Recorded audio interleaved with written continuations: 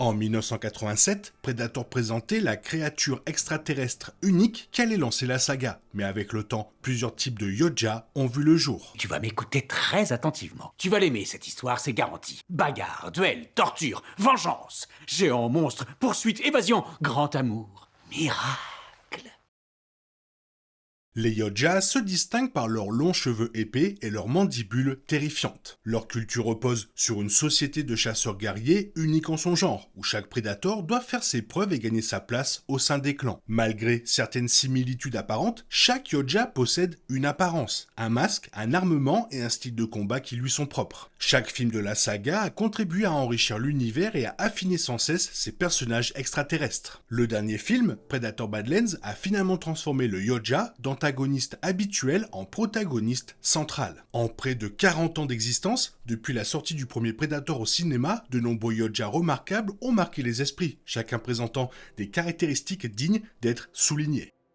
Le Jungle Hunter fut le premier Yoja présenté au public, créé par le légendaire Stan Winston, spécialiste des effets spéciaux. Le Predator originel était un chasseur hors pair, utilisant la reconnaissance et la furtivité lors de ses premières missions. Il s'est également révélé un combattant redoutable, respectant le code d'honneur Yoja qui garantit que les prédateurs ne chassent que des proies dignes et dangereuses. On le voit notamment lorsqu'il épargne Anna, désarmé, et lorsqu'il affronte Dutch au corps à corps dans la scène finale du film. Le film introduit également des armes qui deviendront courantes chez les Yoja, comme le dispositif de camouflage, le canon d'épaule Plasma Caster et les lames de poignet, de longues lames extensibles depuis le gantelet. Le Predator porte le premier biomasque, offrant diverses capacités visuelles et auditives, dont beaucoup sont contrôlées par le gantelet. Le film marque aussi la première utilisation du Medicomp, une trousse médicale pour les soins sur le champ de bataille, et du gaz désintégrateur qui élimine les déchets organique.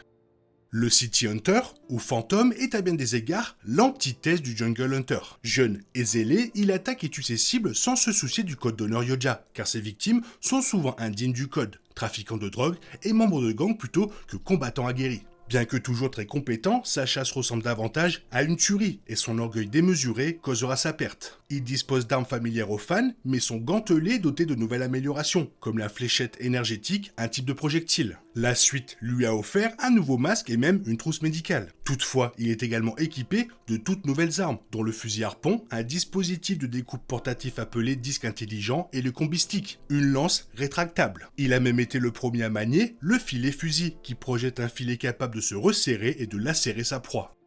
La tribu perdue n'apparaît que brièvement à la fin de Predator 2, à bord du vaisseau mère, le City Hunter étant l'un de ses membres. Bien que chacun des 9 Predators ne soit que entrevu, ils possèdent des attributs uniques. On les voit se dévoiler, chacun portant un biomasque et des armes distinctives. Greyback, l'ancien et chef Yoja, apparaît sans masque mais armé d'un plasma caster. Une hiérarchie est bien établie et Warrior est son bras droit. Shaman est reconnaissable à son bâton distinctif, Borg à son épée et Snake à son combi-stick, chacun illustrant d'un coup d'œil la diversité de la tribu et les éléments de son histoire. Bien que la tribu perdue ne soit pas montrée en action, elle honore la victoire de Harrigan contre le City Hunter, se montrant plus respectueuse du code d'honneur que le guerrier défunt et faisant preuve d'une certaine noblesse.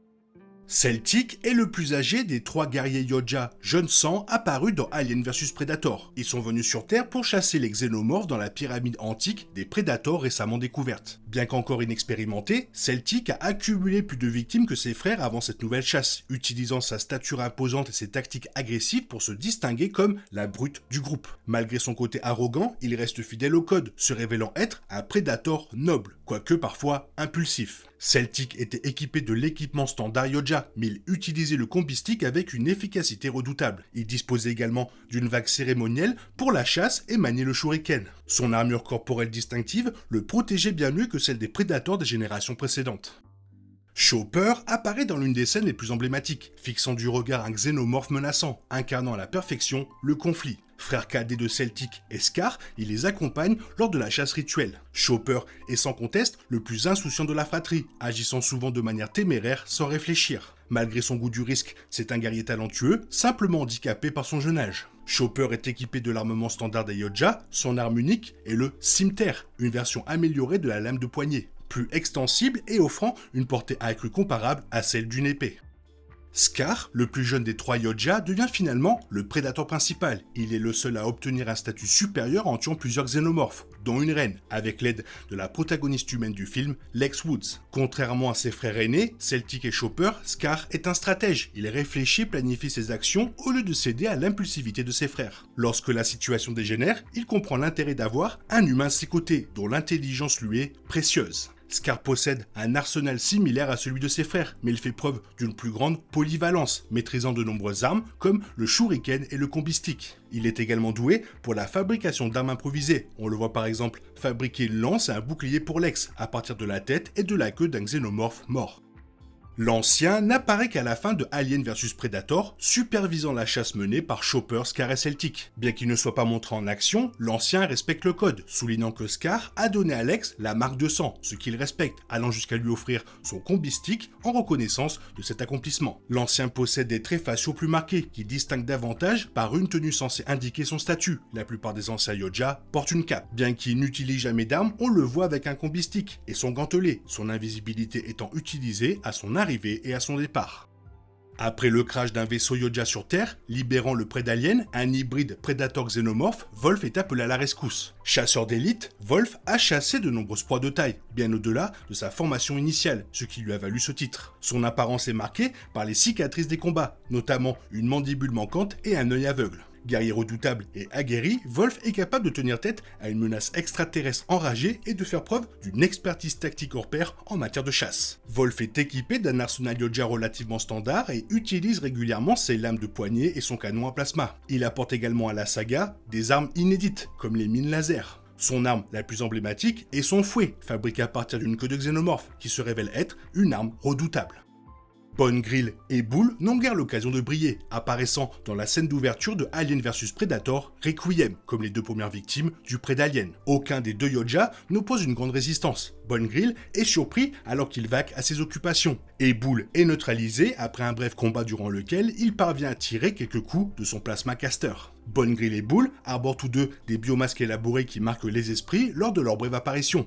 Bone Grill utilise également un instrument d'écorchage inédit dans la saga, mais à des fins de dissection plutôt que de combat. Bull utilise principalement son plasma caster, mais son gantelet entre en jeu, émettant un signal de détresse au lieu d'activer ses capacités explosives. Berserker est le chef du clan des Super Predators, que l'on retrouve dans Predators. Les Super Predators sont une sous-espèce de Yoja, plus grande et plus agressive, reconnaissable à leur pigmentation plus foncée et à des mandibules plus imposantes. Berserker ne se soucie guère du code d'honneur et tue qui bon lui semble, de la manière qui lui convient, même s'il utilise son plasma caster plus fréquemment que la plupart des autres. Le Super Predator n'apprécie guère les combats équitables et déploie tout son arsenal dans des situations où les Yoja, plus respectueux de l'honneur, désarmeraient pour établir l'équilibre des forces. Bien que le Berserker soit équipé de l'armement habituel, il présente des différences notables. Son plasma caster possède diverses fonctions, notamment le tir rapide et les tirs chargés, ainsi qu'un système de rotation amélioré. Le gantelet du Berserker est également nouveau, il est doté d'une seule lame de type cimeterre au lieu des 2 lames habituelles. Tracker est un super prédateur surnommé le dresseur de chiens, pour son utilisation de chiens de l'enfer afin de débusquer ses proies lors de la chasse. Il préfère généralement la compagnie de ses chiens de pistage bien dressés à celle des autres Yoja, commettant des meurtres brutaux, souvent sadiques, qui le font passer pour un sociopathe. Il a notamment poignardé Nikolai et l'a brandi pour étudier son visage agonisant, à la manière de Michael Myers dans un film d'horreur, révélant ainsi sa fascination morbide comme faisant partie intégrante de son plaisir de chasser. Outre son cimeterre et son biomasque doté de défense, l'arme la plus efficace de Tracker est son sifflet à chien. Il utilise un sifflet au son sinistre pour contrôler ses chiens avec précision, les transformant en une arme qu'il peut pointer et contrôler comme n'importe quel fusil.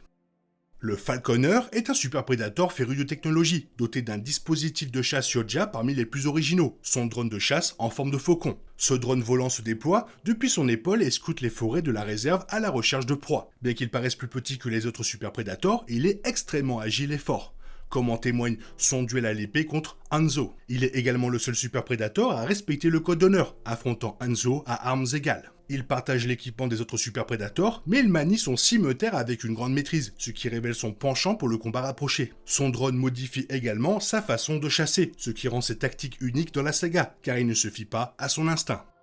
Le prédateur crucifié est suspendu, prisonnier des super prédateurs. dans la réserve. Il appartient au clan des Jungle Hunters, apparu pour la première fois dans le film Predator original. Les Super Predators sont en conflit avec ce clan, réputé pour ses valeurs d'honneur. D'abord incapable de se défendre, il est finalement libéré et attaque le Berserker, allant même jusqu'à aider Royce, démontrant ainsi son sens tactique et son esprit stratégique. Le Predator crucifié possède un arsenal standard, bien que son masque soit endommagé. Affaibli par les tortures subies en captivité, il est également désavantagé face au Super Predator. Malgré une résistance acharnée, le Yoja s'est avéré inférieur, son apparence révélant les aspects importants de la culture Predator.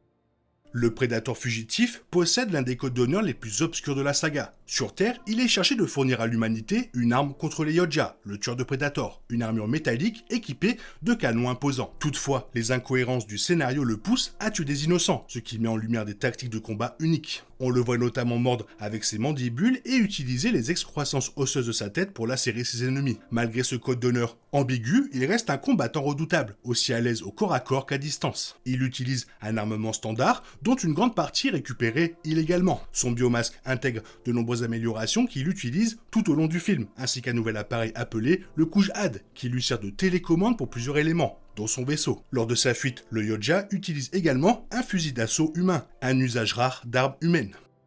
Le Predator ultime, ou Predator amélioré, est un Yoja génétiquement modifié. Du haut de ses 3,35 m, il est le Predator le plus imposant de la saga. Sa carrure massive lui confère une force, une agilité et une vitesse accrue, ainsi qu'une résistance au combat supérieur. Contrairement au Yoja classique, naturellement doué, le Predator ultime est un amalgame d'ADN, conçu pour créer une espèce supérieure à un élément central de l'intrigue. Chasseur hors pair, il doit sa réussite à la force brute. Il utilise un équipement standard à bien des égards, agrémenté d'améliorations qui lui sont propres. L'absence de son biomasque est notable, car il en possède néanmoins les capacités, grâce à un implant ou à une manipulation génétique. Il est également équipé d'un canon de poignet, intégré à son gantelet, qui agit comme une version plus puissante des fléchettes énergétiques. Ces lames de poignet peuvent même être tirées depuis le gantelet, permettant le combat rapproché ou comme un harpon. Le Predator sauvage est l'un des Yoja les plus singuliers de la saga. Son apparence physique diffère sensiblement de celle attendue par la plupart des fans, car il n'appartient à aucun des clans vus dans les films précédents. Fidèle à son nom, il privilégie le combat rapproché, comme en témoigne sa propension à terrasser un ours à main nue.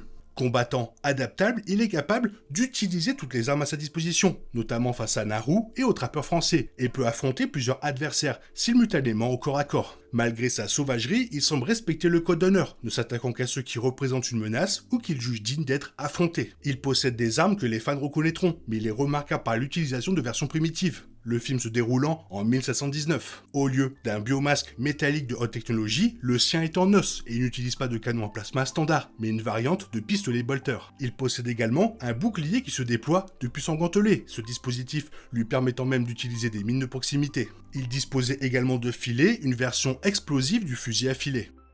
Le pilote Yoja incarne l'un des prédateurs les plus originaux de la saga, utilisant son vaisseau éclaireur personnalisé pour affronter son adversaire. Au lieu de chasser à pied, il agit comme un pilote de chasse, faisant de son vaisseau son arme, ce qui marque le premier combat aérien de la saga Predator. Le pilote Yoja est chauve, contrairement à ce que son nom pourrait laisser penser, et porte un cache-œil, vestige d'une ancienne blessure. Bien que son arme de prédilection soit son vaisseau, équipé d'un lance-filet, de harpons et de mines, il semble néanmoins respecter un code d'honneur, puisqu'il n'hésite pas à affronter des aviateurs lourdement armés durant la Seconde Guerre mondiale, qui représentent une menace ou un adversaire redoutable.